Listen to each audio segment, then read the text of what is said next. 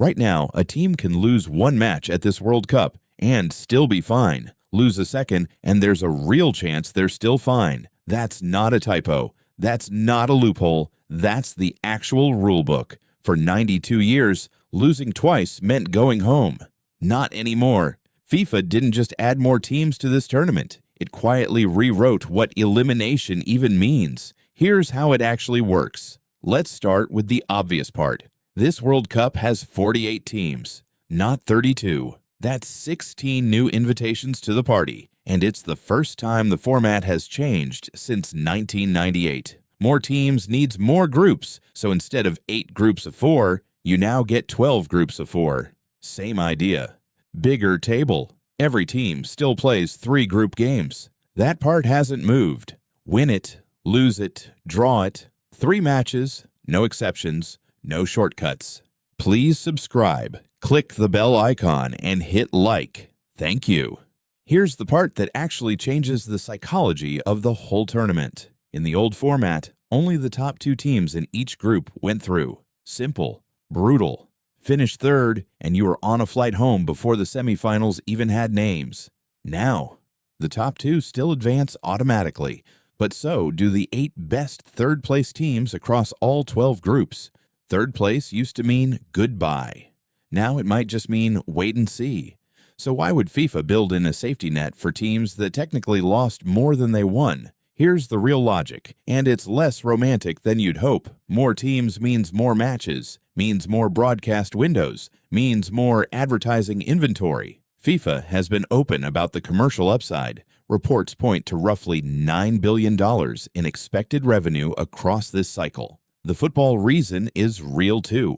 More nations get a genuine shot at the knockouts, especially ones that used to get squeezed out by Europe and South America. But make no mistake, the money mattered just as much as the mission.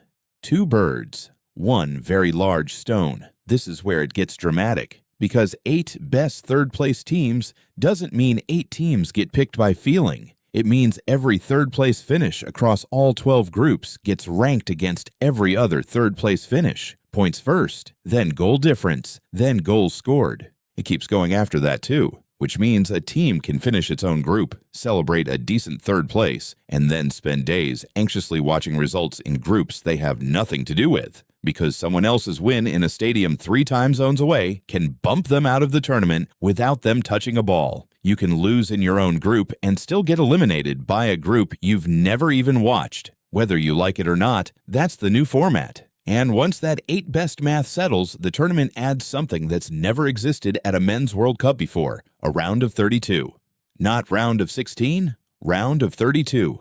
It's a brand new elimination round sitting between the groups and the old knockout bracket everyone already knows, which means the road to the final just got 1 match longer. Lifting the trophy in 2026 takes up to 7 wins instead of 6. 1 extra match standing between a champion and the parade. Now, the twist most fans miss because it's not about who advances, it's about how the game gets played. FIFA has quietly cracked down on players going down injured and staying down for effect. Under the new approach, a player who needs treatment has to actually leave the pitch and can't come back on for at least a minute. No lying around waiting for the whistle to help your team regroup. Go off or don't go down. Referees have also been given the option to run visible timers on dead ball restarts and substitutions, aimed squarely at the sport's oldest pastime, wasting time on purpose. And if 2 teams are still level after everything, points, goal difference, goals scored, it comes down to fair play points. Fewer cards, fewer fouls. Cleaner tournament wins on paper. A yellow card in week 1 can now, indirectly,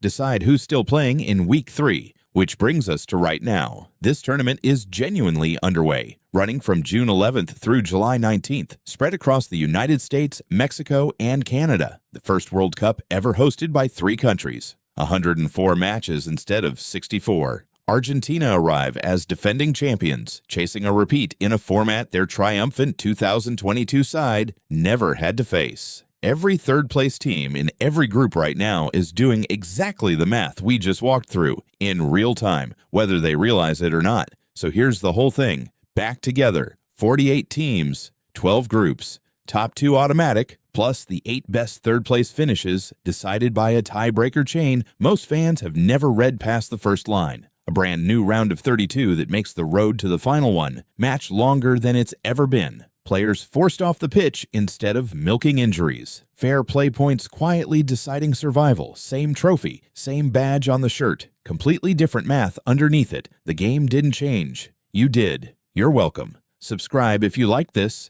It really means a lot.